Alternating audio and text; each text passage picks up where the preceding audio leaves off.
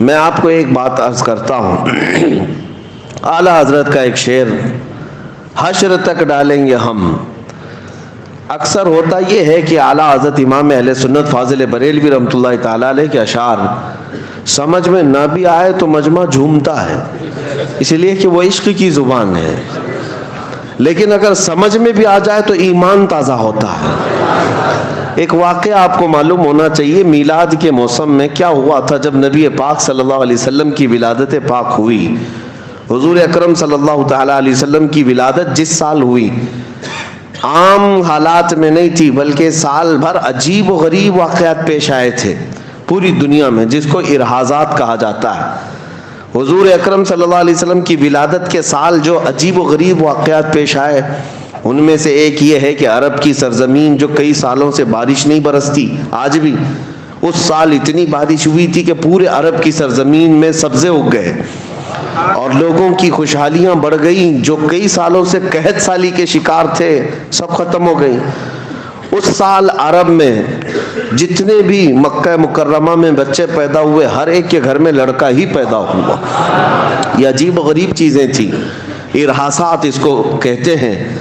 اور ایران میں ملک فارس میں ایک ندی ہے جس کو بحر ساوا کہتے ہیں، بحیرہ ساوا، یہ اچانک خشک ہو گئی ندی، بہتی ہوئی ندی اچانک راتوں رات خشک ہو گئی، سوکھ گئی۔ اور ایک بحر سماوا جو کئی سالوں سے سوکھی ہوئی ایک ندی تھی، وہ اچانک جاری ہو گئی، لبالب پانی بھر گیا۔ یہ سب جو عجیب و غریب واقعات پیش آئے، ان میں سے ایک جو ہے بہت عجیب و غریب واقعہ بڑا، وہ کیا تھا؟ کسریٰ کے دربار میں، وہاں ایران میں ایک آگ لگائی جاتی تھی 1000 سال سے، وہ اچانک بجھ گئی۔ یہ آپ نے سنا ہوگا، میلاد کے سال، حضور کی ولادت کے سال۔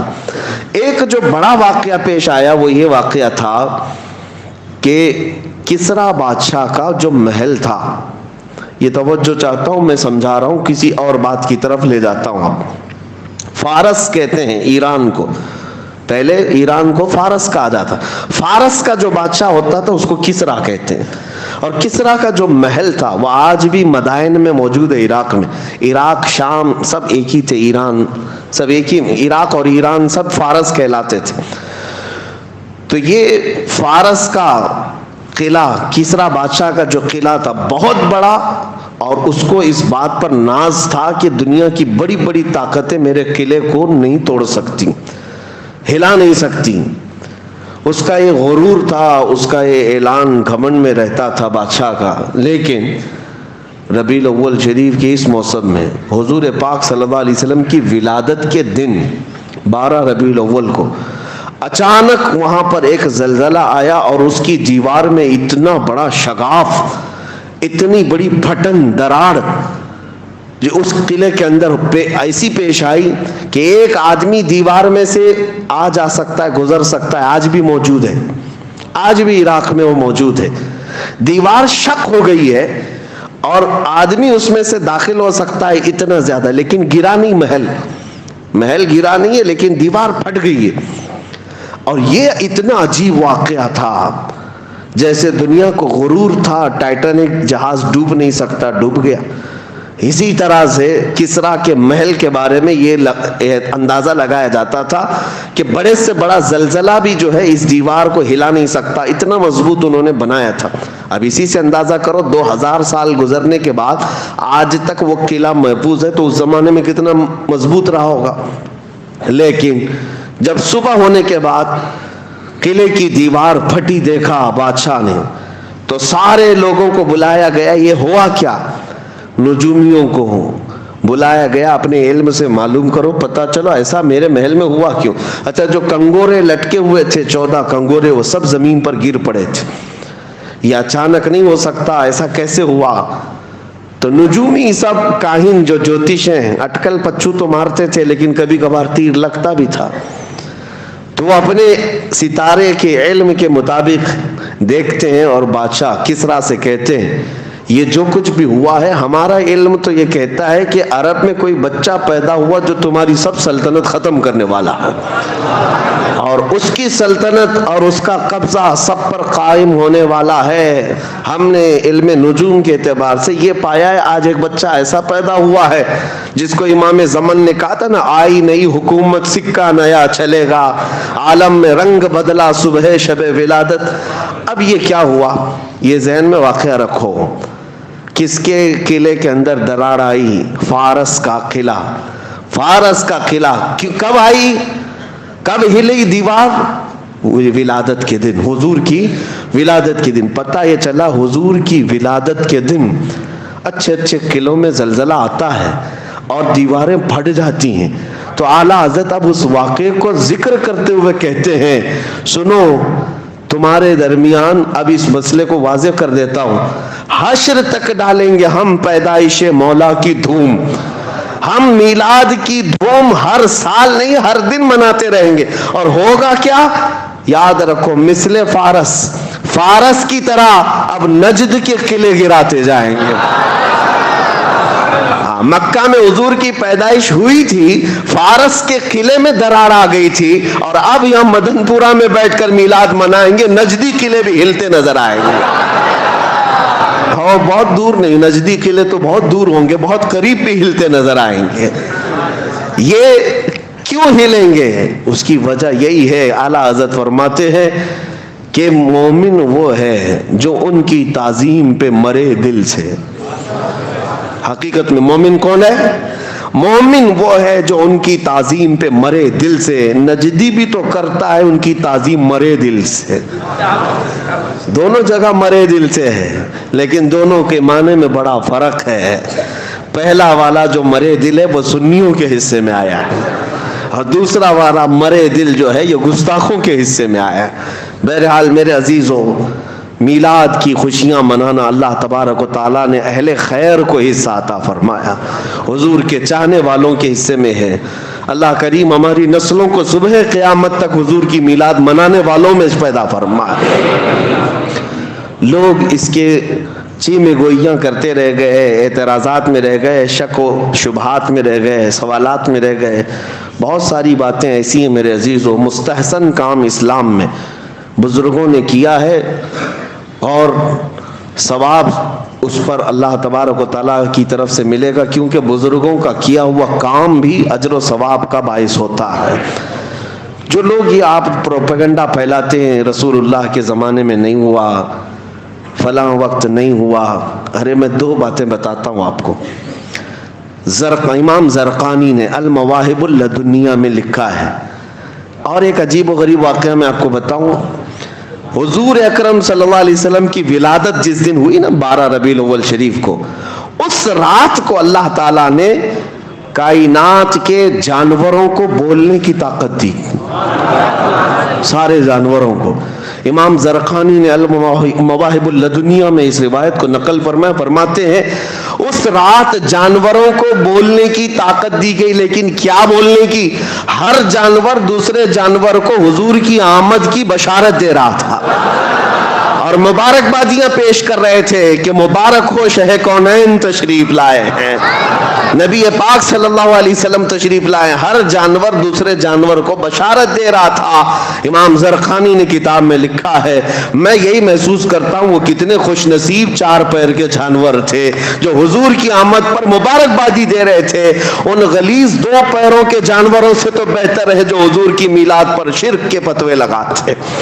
حضور اکرم صلی اللہ علیہ وسلم کی آمد پر ناک بھون سکیڑتے ہیں، ان سے بہتر تو وہ 4 پیر کے جانور تھے جو آمد مصطفیٰ پر خوشیاں منا رہے تھے۔ اب جو سوال ہے وہ میں آپ کے ذہن سے اس کو دور کرتا ہوں، پھر میں اپنے موضوع پر آتا ہوں۔ میلاد کی محفل ہے، جو پروپیگنڈا پھیلایا جاتا، مکہ میں حضور پیدا ہوئے، نبی پاک صلی اللہ علیہ وسلم مکہ میں پیدا ہوئے، سب کو پتہ ہے نا۔ کچھ لوگ کہتے ہیں کہ حضور کی پیدائش کی خوشیاں تو مکہ میں منائی نہیں گئی تھی، 1400 سال کے بعد اب سب صرف بریلوی منانے لگ گئے، بریلوی منانے لگے۔ حضور جب پیدا ہوئے تھے تب تو خوشیاں کوئی منائے نہیں تھا۔ ان ظالموں سے اتنا ہی پوچھو، حضور جب پیدا ہوئے تھے تو ایمان والے وہاں تھے کہ کافر تھے؟ مکہ میں کون لوگ تھے؟ حضور پاک صلی اللہ علیہ وسلم کی ولادت کے وقت یا تو ان کی ماں حضرت آمنہ وہ اہل ایمان میں سے ہیں، یا آپ کے دادا حضرت عبد المطلب. باقی سب کون تھے؟ وہ لوگ تو نہیں منائیں گے جو کفار و مشرکین تھے، وہاں پر بت پرستی کے شکار تھے. اور اگر ان کو یہ لگتا ہے کہ مکہ والے نہیں بنائے تھے اور اگر ان کا تعلق بھی انہی کی ذریت سے ہے تو ہمیں سوال اور جواب کرنے کی ضرورت بھی نہیں. آپ کا تعلق، آپ کا خاندان آپ کو مبارک. مکہ والے نہیں منائے تھے، سچ کہتے ہو آپ نہیں منائے تھے. اس لیے نہیں منائے تھے کہ کافر تھے، مشرکین تھے، اس لیے نہیں منائے. ہاں ہم بتاتے ہیں منایا کون تھا. حضور اکرم صلی اللہ تعالی علیہ وسلم کی ولادت کی خوشیاں یہ کہتے ہیں نا کہ مکہ والے نہیں منائے تھے، لیکن 53 سال حضور نے مکہ میں زندگی گزاری. 53 سال کے بعد جب حضور ہجرت کر کے مدینے آ رہے تھے، میرے آقا صلی اللہ علیہ وسلم کی ہجرت کی وہ تاریخ یاد کرو. اللہ کے نبی صلی اللہ علیہ وسلم عام حالتوں میں مدینے میں داخل نہیں ہوئے. مدینے والے مسلسل 9 دن سے میرے آقا کے انتظار میں پورا دن گزارتے تھے. مدینے سے نکل آتے، سنیت الوداع کی گھاٹیوں پر جمع ہو کر کے ٹکٹکی باندھ کر دیکھتے تھے کہ رسول اللہ مکہ سے نکل چکے ہیں، مدینے کب آنے والے ہیں، کب آنے والے ہیں. شام تک انتظار کرتے، اپنے گھروں پر جاتے تھے. جب حضور اکرم صلی اللہ علیہ وسلم حضرت ابوبکر صدیق کے ساتھ مدینہ طیبہ میں داخل ہونے کا وقت آیا، پورے مدینے والوں میں جو خوشیوں کی لہر تھی، بخاری شریف میں بھی موجود ہے، مسلم شریف میں بھی موجود ہے.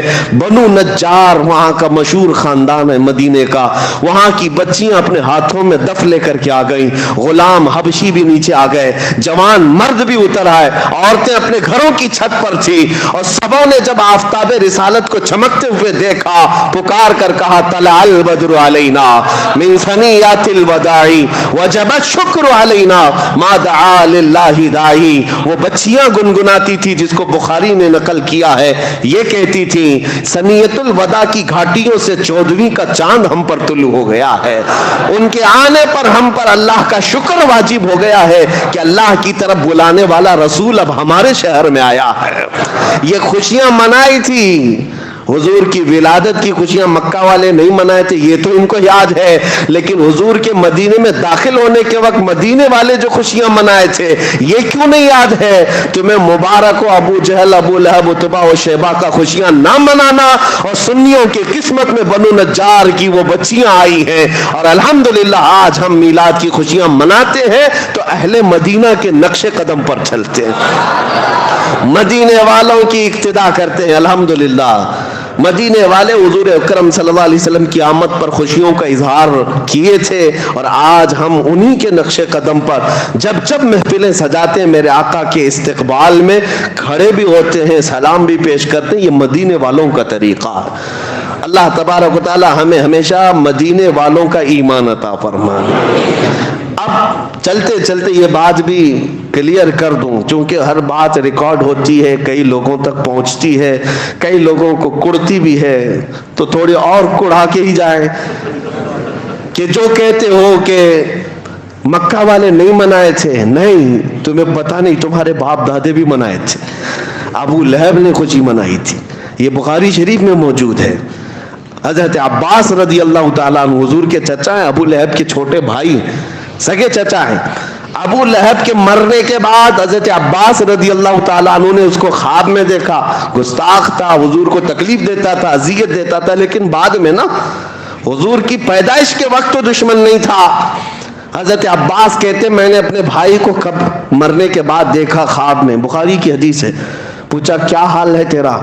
ابو لہب کہتا روز انگاروں میں جلتا ہوں، روز انگاروں میں جلتا ہوں، لیکن پیر کا دن آتا ہے تو میری شہادت کی انگلی کو ٹھنڈا کر دیا جاتا ہے، میں منہ میں اس کو رکھتا ہوں، چوستا ہوں تو ٹھنڈک محسوس ہوتی.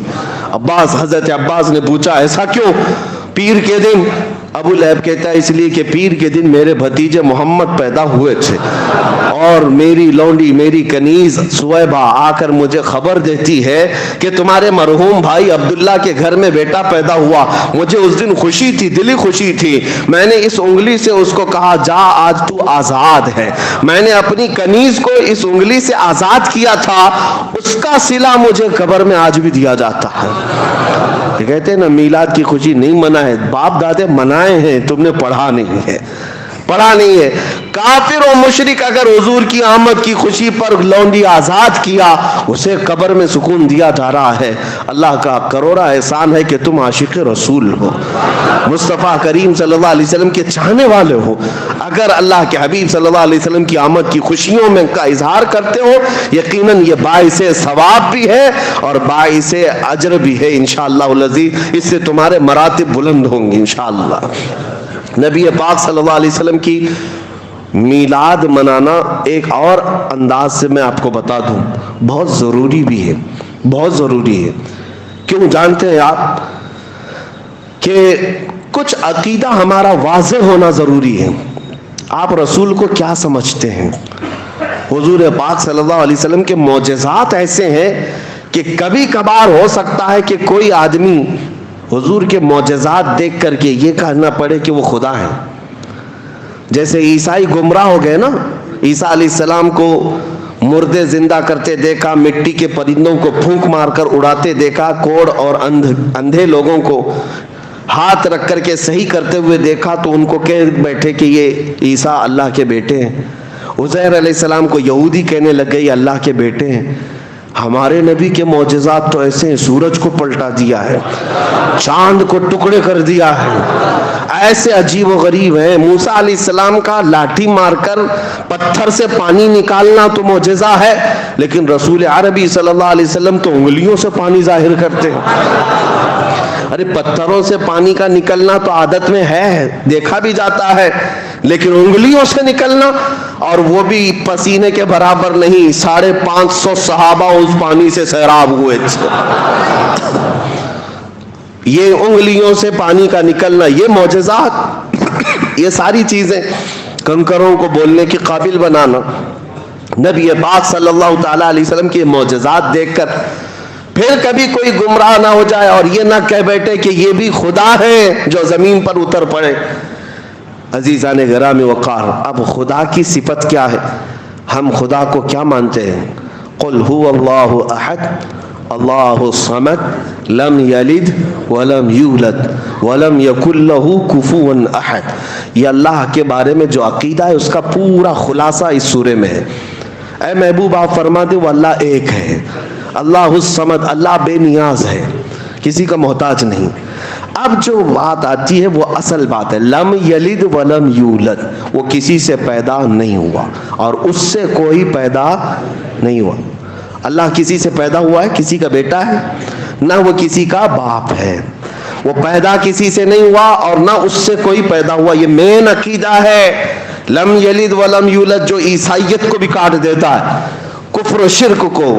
ہندوؤں کے جو عقیدے ہیں وہ اس سے پیدا ہوا, وہ اس سے پیدا ہوا, پھر بھی بھگوان ہے, پھر بھی خدا ہے. خدا کا تصور ہمارے یہاں یہ ہے کہ وہ پیدا کسی سے نہیں ہوا اور اس سے کوئی پیدا نہیں ہوا. اب سنو, میلاد کے متعلق میں کہتا ہوں, حضور پاک صلی اللہ علیہ وسلم کی میلاد منانا سنیوں اس لیے بھی ضروری ہے تاکہ ان ظالموں کو یہ بتائیں ہم رسول کو خدا نہیں مانتے, ہم رسول کو خدا نہیں مانتے, کیونکہ خدا وہ ہے جو پیدا نہیں ہوتا اور میرا رسول پیدا ہوا ہے. ہم میلاد کا دن منا کر کے بتا رہے ہیں کہ میرا رسول آمنہ کے لال پیدا ہوئے تھے 12 ربیع الاول کو. اور سنیوں کا عقیدہ یہ ہے کہ جو پیدا ہوتا ہے وہ خدا نہیں ہوتا. ہاں بس ساتھ میں یہ عقیدہ ہمارا ضرور ہے, میں مانتا ہوں اے عقل والو میرا محمد خدا نہیں ہے, مگر دلوں میں یہ نقش کر لو کہ وہ خدا سے جدا نہیں ہے. بات سمجھ آ گئی؟ حضور کی میلاد منانا اس لیے ضروری ہے کہ ہم حضور کو خدا نہیں مانتے, ہم خدا نہیں مانتے. وہ اللہ کے رسول ہیں, اللہ کے بندے ہیں. اور خدا کی اللہ کا کبھی میلاد منایا آپ نے؟ کسی سے سنا کہ اللہ کا بھی میلاد کا دن؟ وہ کسی دن پیدا ہوا نہیں. اسی لیے یہ شرک کو ختم کرنے والی چیز میلاد ہے، اور اس کو ہی یہ شرک بنا بیٹھے ہیں. شرک کو ختم کرتی ہے میلاد. اگر میلاد حضور کے لیے ہے تو اس کا مطلب ہے کہ اللہ پیدا نہیں ہوا اور رسول پیدا ہوئے. یہ سمجھ کر کے چلے. اب ہم آگے بڑھتے ہیں. کیونکہ مجھے جو حکم دیا گیا تھا، ظاہر سی بات ہے یہ بہت ذمہ دار منبر ہے، اور یہاں پر سننے والے بھی الحمدللہ ذمہ دار لوگ ہوتے ہیں، اور میں ایک غیر ذمہ دار آدمی آ جاتا ہوں بیچ میں. لیکن پابند کرنے کے لیے اراکین آپ کے انتظامیہ اور خود خطیب و امام کی شاید ان کے مشوروں سے یہ ہر آنے والے کو موضوع دے کر باندھ دیتے ہیں تاکہ ادھر ادھر گھوڑا نہ دوڑائے. اور انشاءاللہ العزیز ان کے حکم کی پابندی بھی میں کروں گا. مجھ سے یہ کہا گیا ہے کہ محبت رسول اور اطاعت رسول پر گفتگو کرنی ہے. اس کے علاوہ ہماری زندگی میں ہے کیا؟ حضور پاک صلی اللہ علیہ وسلم کی محبت اور ان کی اطاعت، یہی اصل ایمان ہے. اور جو اب تک کی باتیں میں نے تمہید میں کہا، یہ میلاد کا موسم ہے، ضروری تھا آپ کے درمیان کرنا، اس لیے میں یہ ساری باتیں آپ کے سامنے رکھا تاکہ آپ کے دماغ میں خلیش نہ ہو. کیونکہ یہ موسم ہی ایسا ہے، بہت کیڑے سوشل میڈیا پہ باہر آتے ہیں، بہت آتے ہیں. دیکھنا آپ بہت ساری چیزیں میلاد کے متعلق، سارے پتہ نہیں ہر سال یہ ان کے پاس فکس موجود رہتا ہے. جیسی ربیع الاول کا چاند نظر آیا شروع ہو گیا، صحابہ نے نہیں منایا، تابعین نے نہیں منایا، اولیاء نے نہیں منایا. بھولے بھالے سنیوں کو صرف اور صرف یہی ساری باتیں کرنے. ان کو اب تک یہ شرم نہیں آتی کہ ان کی شادیوں کے کروڑوں کے خرچے کون سے صحابہ نے منائے تھے. یہ جس طرح کے اجتماعات اور کانفرنسیں جو کچھ بھی ہوتی ہیں کون سے صحابہ نے بنایا. اور یہ اب تو حالت یہ ہے کہ قومی وطن یعنی دن منانا ان کے نزدیک تو جائز ہے. یعنی نیشنل ڈے سعودی میں تو بہت دھوم دھام سے منایا جاتا ہے. ان سے پوچھو کون سے صحابی نے نیشنل ڈے بنایا تھا. نیشنل ڈے پر پوری چھٹی، ہر جگہ چراغاں، خوشیاں. حضور کی میلاد پر ہی ساری دلیلوں کی ضرورت. اور اب تو آپ دیکھ رہے ہیں جب اللہ کے نبی صلی اللہ علیہ وسلم کے نہ ہو سکو تو پھر اللہ تمہیں ہر ذلیل کے قدموں پر ڈال دے گا. حضور کے نہیں ہو سکے تو پھر کہاں ہوگے؟ ہاں، ہر گھر جھنڈا لگانے پر تو تیار ہیں. میرے مصطفیٰ کے جھنڈے پر اعتراض ہے، اور لوگوں کو راضی کرنے کے لیے کہاں کہاں جھنڈا لگایا، یہاں بھی لگایا، وہاں بھی لگایا، گھر پہ بھی لگایا، پیشانی پہ بھی لگایا. پھر بھی دیکھو بیچاری حکومت تم کو ہی دہشت گرد کہہ رہی ہے. جھنڈے لگاؤ، چار لگاؤ، ملک کے لگایا، اور بی جے پی پارٹی کے بھی جھنڈے لگایا، پھر بھی دہشت گرد تم ہی ہو. تم ان کو راضی نہیں کر سکتے. میں اس جماعت کی بات کر رہا ہوں جو حضور کی میلاد پر شرک و کفر اور بدعت کے فتوے لگائی اور باقی سارے نیتاؤں کے جھنڈے لگا کر گھومتے رہے. لیکن الحمدللہ ہمیں اس بات کا فخر ہے کہ ہم ایرے غیرے جھنڈوں کی طرف نہیں گئے. میرے ملک کے جھنڈے کی توہین نہیں کرتا میں. ہمارے ملک کا جھنڈا ہمارے لیے عزت کا اور فخر کا سبب ہے، لیکن ساتھ میں ہم یہ اعلان ضرور کرتے ہیں، کسی کی جے وجے کیوں پکاریں، کیا غرض ہم کو ہے. کسی کی جے وجے کیوں پکاریں، کیا غرض ہم کو. ہمیں کافی ہے سید اپنا نعرہ یا رسول اللہ.